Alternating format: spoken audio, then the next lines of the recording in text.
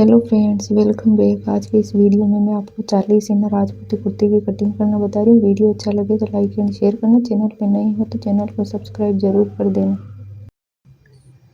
यहाँ हमारे कपड़े का अर्ज कम है तो हम कपड़े को लंबाई की साइड से फोल्ड करेंगे। हमारी कुर्ती की चेस्ट साइज 40 है। 40 का चौथा भाग 10 इंच होगा तो हम लगभग 11.5 इंच चौड़ा कपड़ा लेंगे, क्योंकि हमें दोनों साइड 1.5 इंच सिलाई मार्जिन भी लेना है। तो ये मैंने 11.5 इंच चौड़ाई में कपड़ा फोल्ड करके 4 फोल्ड कर लिया। इसको एक बार नाप लेंगे। सही हमारा 11.5 इंच है। अब हम कुर्ती की लंबाई का निशान लगाएंगे। जो ऊपर कपड़े के कन्नी आती है उसको छोड़ देंगे हम। उसके बाद हम कुर्ती की लंबाई का निशान लगाएंगे। ये कन्नी का कपड़ा हमने छोड़ दिया। कुर्ती की लंबाई हमारी 25 इंच है। 25 इंच पे निशान लगा लेंगे। हम दोनों साइड निशान लगा के मिला लेंगे, इससे कपड़े में तिरछापन नहीं आता। ये हम दो निशान लगा के आपस में मिला लिया। अब हम कटिंग करके कुर्ती का कपड़ा अलग निकाल लेंगे।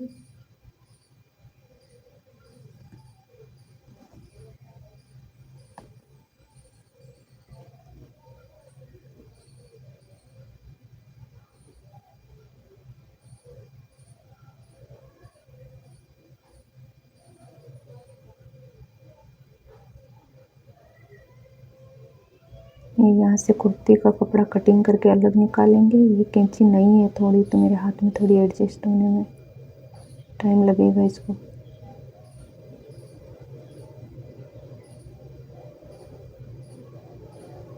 ये हमने कुर्ती का कपड़ा कटिंग कर लिया और कपड़ा अलग निकाले। अब हम कुर्ती की कटिंग करेंगे इस कपड़े से। लंबाई चौड़ाई तो हमने ले ली है और ऊपर से जो हमने कन्नी अलग निकाली थी वो कन्नी हम कट कर देंगे सबसे पहले। आप किसी भी सूट की कटिंग करो, आपको कपड़े में कन्नी नहीं रखनी है। कन्नी कपड़े में रह जाती है तो उससे खिंचाव होता है कपड़े में। अब सबसे पहले हम शोल्डर का निशान लगाएंगे। कंधे का जो शोल्डर हमारा 7.5 इंच है और आर्म होल की गहराई हम लेंगे 8 इंच। 8 इंच पे निशान लगा देंगे और यहाँ से भी 7.5 पे निशान लगाएंगे और एक चौकोर बॉक्स बना लेंगे। इन निशानों को आपस में मिला के ये हमारा चौकोर बॉक्स बन गया। यहाँ से 1.25 इंच पे निशान लगाएंगे। ये हम पीछे के आर्म होल के हिसाब से निशान लगा रहे हैं। अब हम चेस्ट साइज लगाएंगे। हमारी कुर्ती का सीना 40 इंच है। 40 का चौथा भाग करेंगे तो 10 इंच आएगा और ये 1.5 इंच हमारा सिलाई मार्जिन है। चौथा भाग क्यों करेंगे? क्योंकि हमने कपड़े को 4 बार फोल्ड कर रखा है, इसलिए।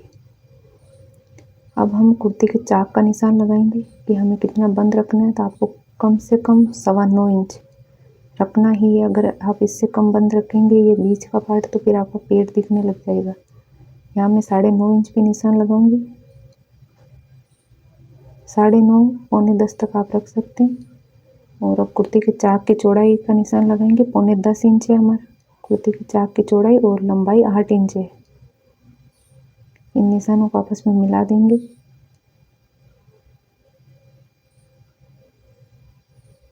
यहाँ से सिलाई मार्जिन कम छोड़ेंगे क्योंकि सिलाई में दब जाता है, ज़्यादातर मगजी लगाते हैं तब। यहाँ से 1 इंच में निशान लगाएंगे और ऊपर हमने 1.5 इंच सिलाई मार्जिन दिया है। इन निशानों को आपस में सीधा मिला देंगे। इसमें मैं जो कमर साइज है वहाँ शेप नहीं दे रही हूँ क्योंकि इसको सीधा ही बनाना है। इनका जो टमी है ज़्यादा है तो यहाँ शेप नहीं देनी है, सीधा ही बनाना है इसको। अगर किसी का पेट कम हो तो आप शेप दे सकते हैं कमर की। यहाँ बराबर ही बनाना है। गले का निशान लगाएंगे। गले की चौड़ाई 4.5 इंच है और गहराई 10 इंच है।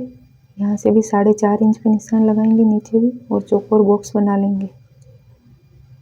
आप चाहे तो बिना बॉक्स बना के सीधा ही गला बना सकते हैं। यहाँ से 3 इंच पे निशान लगाएंगे और ऊपर से हम गले की चौड़ाई पौने 2 इंच रखेंगे। यहाँ से 1 इंच पे निशान लगाएंगे और गले को गोलाई में शेप दे देंगे।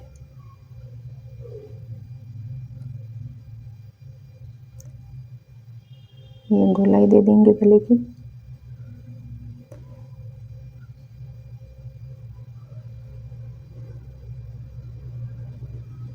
और अब जो हमने ऊपर पौने 2 इंच का निशान लगाया, पहले स्केल से सीधा मिला देंगे और उसके बाद उसमें हल्की सी गोलाई दे देंगे।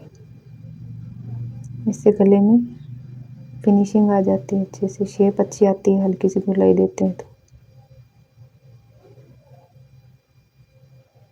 ये गोलाई दे दी हमने। अब हम जो हमारा शोल्डर है उसको डाउन करेंगे, 1/2 इंच हम शोल्डर को डाउन करेंगे जहाँ से हमने गले की शेप ली है उसके आगे से। अगर आप शोल्डर डाउन नहीं करते हैं तो यहाँ से शोल्डर से आपके कुर्ते के जो कंधे होते हैं वो थोड़े उठे उठे दिखते हैं, और अगर आप डाउन कर देते हैं तो वो एकदम चिपके हुए से रहते हैं। अब हम फ्रंट आर्म होल का निशान लगाएंगे, तो आपने जितना भी शोल्डर लिया उसको आपको हाफ करना है, और जहाँ आपने फिटिंग का निशान लगाया वहाँ से अंदर की साइड आपको निशान लगाना है। ये हमने फिटिंग का लगा लिया। ये 3.5 इंच इधर आके अंदर की साइड, यहाँ से एक बॉक्स बना लेंगे।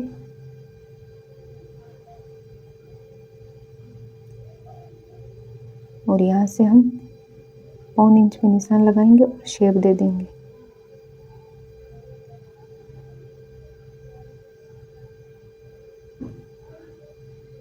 ये हमारा फ्रंट आर्म होल की कटिंग हो गई।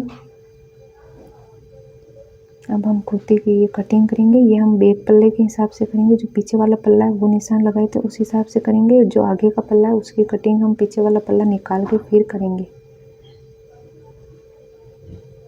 ध्यान रहे दोनों पल्ले साथ में नहीं काटने, ऐसा ना हो कि गला कटिंग करते टाइम आगे का पीछे का दोनों साथ कट जाए।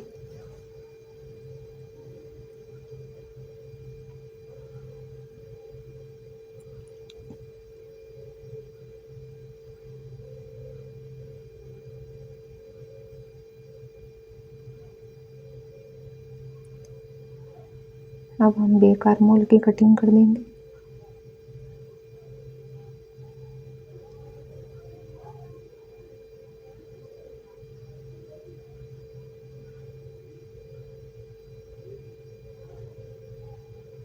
कुर्ते का शोल्डर भी डाउन कर देंगे जहाँ हमने 1/2 इंच का निशान लगाया था। अब सीधा करेंगे और इसका फ्रंट पल्ला निकाल देंगे, और पीछे वाले पल्ले में गले का शेप बनाएंगे। गले की चौड़ाई हमने जो फ्रंट पल्ले में ली थी 1.25 इंच ऊपर से, इसमें भी 1.25 इंच ही लेंगे, और 1.25 इंच पे एक बॉक्स बना लेंगे।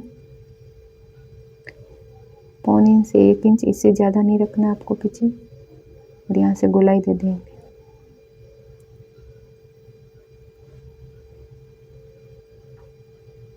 ये गोलाई देके कट कर देंगे। ये हमारे पीछे के पल्ले की तो कटिंग हो गई है, अब इसको निकाल देंगे। अब आगे के पल्ले की कटिंग करेंगे। आगे के पल्ले में हमें 2 ही चेंज करने पड़ते हैं, एक तो आर्म होल की कटिंग और दूसरा गले की कटिंग। बाकी दोनों पल्ले की कटिंग सेम ही होती है। कपड़े को हम अच्छे से बराबर करके सेट कर लेंगे।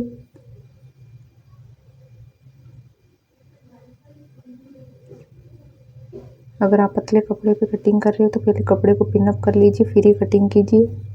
ये सबसे पहले मैं आर्म होल की कटिंग कर लूँगी, और फिर हम गले की कटिंग करेंगे।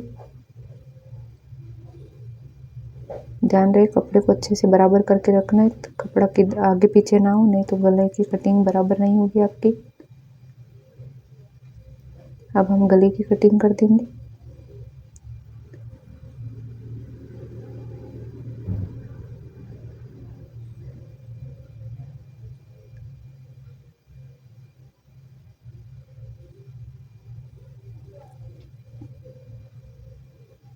ये मैंने गले की कटिंग कर दी है।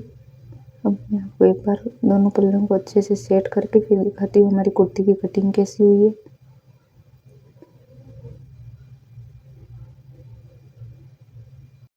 हमारी कुर्ती की कटिंग कंप्लीट हो गई है। वीडियो कैसा लगा कमेंट बॉक्स में ज़रूर बताना। Bye bye.